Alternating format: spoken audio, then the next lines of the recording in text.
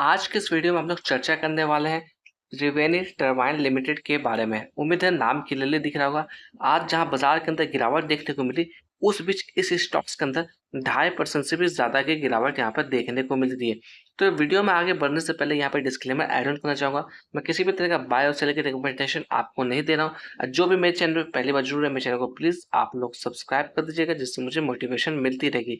तो बात कर लेते हैं यहाँ पर सबसे पहले रिजल्ट को लेकर। तो इसके क्वार्टर्स के नतीजे डिक्लेयर हो गए। अगर क्वार्टर्स के नतीजे की चर्चा करें, यानी कि क्वार्टर ऑन क्वार्टर बेसिस पर कंपेयर करने की कोशिश करें नेट प्रॉफिट के अंदर, तो वहाँ पर गिरावट हमें देखने को मिल रही है। साथ ही साथ बात करें सेल्स के अंदर, तो सेल्स के अंदर भी गिरावट हमें देखने को मिल रही है। तो थोड़ा सा आपको अवेयरनेस के साथ काम करना है।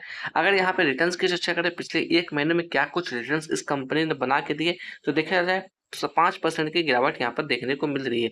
पिछले 1 साल से कंपेयर करने की कोशिश किया जाए, तो पिछले 1 साल में देखा जाए तकरीबन 11% का रिटर्न्स यहाँ पर देखने को मिल रही है। तो 1 साल को रिटर्न्स को देखकर आपको जल्दबाजी नहीं करना है, क्योंकि अभी हम लोग टेक्निकल्स की बात करें तो टेक्निकल्स में कहीं न कहीं ये डाउन साइड का मोमेंटम बनाने की कोशिश कर रहा है। तो सोच समझ के काम करिएगा, क्योंकि बात करें क्वार्टर्स के नतीजे को लेकर, तो क्वार्टर्स के नतीजे बेहद ही बुरे यहाँ पर देखने को मिल रही है। अकॉर्डिंग टू टिकट परफॉर्मेंस की चर्चा कर लें, तो यहाँ पर देखिएगा एवरेज नज़र आता हुआ दिख रहा है। वैल्यूएशन की बात कर लेते हैं, वैल्यूएशन यहाँ पे हाई नज़र आता हुआ दिख रहा है। ग्रोथ की बात करें, ग्रोथ यहाँ पे एवरेज नज़र आता हुआ दिख रहा है। अगर थोड़ा-सा चर्चा कर देते हैं रेटिंग्स एंड फोरकास्टिंग को लेकर, तो देखिएगा सिर्फ और सिर्फ 8 एनालिस्ट से कवर किया है और 75% की रेटिंग्स यहाँ पे देखने को मिल रही है। अगर हम लोग फंडामेंटल वाइज़ बात करें, तो ये कंपनी काफ़ी स्ट्रॉन्ग देखने को मिल रही है। अगर मार्केट कैप की बात करें, तो इस कंपनी की जो मार्केट कैप है 18,492 करोड़ है। साथ ही साथ कंपनी के ऊपर कर्ज की बात करें, सिर्फ और सिर्फ 36 करोड़ का कर्ज है। तो कह सकते हैं हम लोग इतनी बड़ी कंपनी कहीं न कहीं कर्ज फ्री कंपनी है। प्रमोटर होल्डिंग्स की बात करें, अच्छी खासी होल्डिंग प्रमोटर्स के पास भी है। तकरीबन 55% की होल्डिंग यहाँ पर प्रमोटर्स के पास देखने को मिल रही है। अगर पिछले 4-5 क्वार्टर्स के नतीजे को अगर हटा देते हैं, तो काफ़ी बेहतरीन परफॉर्मेंस ये कंपनी देती हुई आ रही है। अगर आपका लॉन्ग टर्म का व्यू है, तो कहीं न कहीं अपने फाइनेंशियल एक्सपर्ट से चर्चा करिएगा, तभी किसी तरीके का डिसीजन लीजिएगा। अगर यहाँ पे मैं बात करूँ शेयर होल्डिंग पैटर्न्स के अंदर कुछ बड़े पिलर्स की होल्डिंग के बारे में, तो यहाँ पर चर्चा करने वाला हूँ म्यूचुअल फंड की होल्डिंग के बारे में। तो यहाँ पर देखिएगा Nippon India power and infra की बात करें, इसकी वेटेज 2.28% देखने को मिल रही है। आईसीआईसी प्रो की बात करें, इसकी वेटेज 2.05% देखने को मिल रही है। अगर चार्ट के ऊपर चर्चा करें, तो यहाँ पर सबसे पहले मैं इस लेवल्स की बात कर रहा हूँ। ये कैंडल है आपका जनवरी 2025, यानी कि तकरीबन 1.5 साल की पहले की कैंडल है। यहाँ पर अपना हाई बनाया था 790 रुपये के आसपास। इसी लेवल के पास से इसके अंदर रिजेक्शन हमें देखने को मिला। समय में थोड़ा आगे आ जाते हैं और मैं बात करने वाला हूँ इस लेवल्स की। ये जो लेवल्स दिख रहे हैं, ये लेवल्स है जून 2026 की।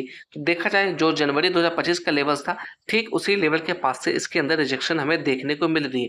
तो यानी कि कहीं न कहीं ये जो लेवल्स है हमारे लिए अपर साइड में एक स्ट्रॉन्ग रेजिस्टेंस के तौर पे काम करता हुआ दिख रहा है। अभी हम लोग बात करें यहाँ पर, तो ये जो लेवल्स दिख रहे हैं, ये एज अ सपोर्ट के तौर पे काम करता हुआ दिख सकता है। मैं सिर्फ और सिर्फ यहाँ पर पॉसिबिलिटी की चर्चा कर रहा हूँ।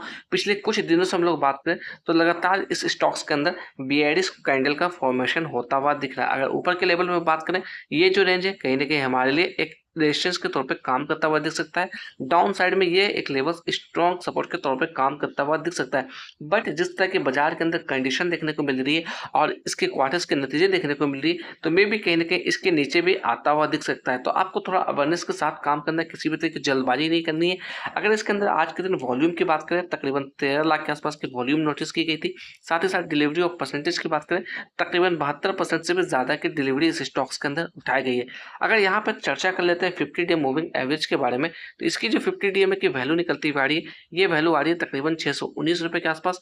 करंट प्राइस की बात करें, करंट प्राइस है 581 रुपया 90 पैसा।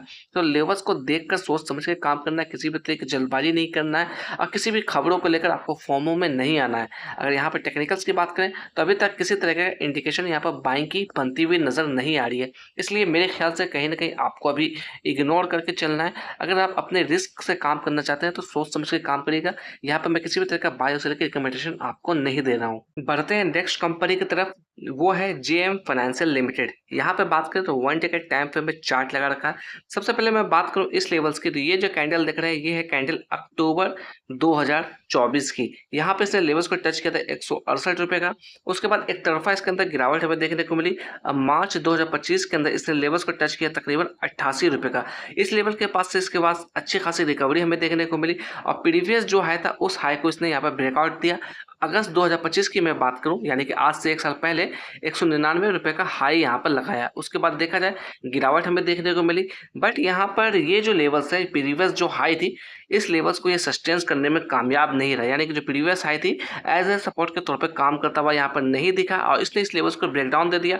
और यहाँ पर बात करें मार्च के अंदर, यानी कि तकरीबन 114 रुपए का लो बनाया। उसके बाद वापस से रिकवरी हमें देखने को मिली। उसके बाद इस स्टॉक्स के अंदर वापस से गिरावट हमें देखने को मिल रही है। अगर अभी हम लोग बात करें पिछले कुछ दिनों से चार्ट के ऊपर, तो एक कॉन्सेंट्रेटेड फेज में ट्रेड करता हुआ दिख रहा है। अगर ऊपर के लेवल में बात करें तो ये रेंज कहीं ना कहीं एज ए रेजिस्टेंस के तौर पर देखने को मिल रही है। डाउन साइड में बात करें ये लेवल्स तकरीबन 118 रुपए का लेवल्स एज ए सपोर्ट के तौर पर देखने को मिल रही है। अगर यहाँ पे बात करें जिस तरह की कंडीशन यहाँ पर देखने को मिल रही है, तो थोड़ा सा आपको अवेयर होकर काम करना है, क्योंकि बात करें क्वार्टर्स के नतीजों को लेकर, तो क्वार्टर्स के नतीजे भी डिक्लेयर हो गए। ओवरऑल मिक्स नंबर्स यहाँ पे देखने को मिल रही है, मगर फिर भी कहना चाहूंगा मैं यहाँ पर जिस तरह की बाजार के अंदर सिचुएशन देखने को मिल रही है, पिछले 4-5 दिनों से लगातार बाजार के अंदर गिरावट देखने को मिल रही है, तो मे भी कहीं ना कहीं इसके अंदर भी हल्की फुल्की करेक्शन होती हुई दिख सकती है। अगर ऊपर की हम लोग बात करें तो इस फेज को अगर निकालता है तब कहीं ना कहीं इसके अंदर बायस एक्टिव होते हुए दिख सकते हैं। अभी फिलहाल के लिए आपको थोड़ा सा वेट एंड वॉच कर लेना चाहिए। मैं यहाँ पे अगेन डिस्क्लेमर देना चाहूंगा, मैं किसी भी तरह की खरीदारी की सलाह नहीं दे रहा हूँ। साथ ही साथ कंपनी के ऊपर मैं कर्ज की बात करूँ तो लगातार इसके ऊपर कर्ज बढ़ता हुआ आ रहा है। प्रमोटर होल्डिंग्स की बात करें तकरीबन 57% की होल्डिंग प्रमोटर्स के पास है। अगर मैं बात करूँ इसके अंदर आज के दिन डिलीवरी की, तो तकरीबन 54% की डिलीवरी इस स्टॉक्स के अंदर उठाई गई है। साथ ही साथ बात कर लेते हैं 50 डे मूविंग एवरेज के बारे में।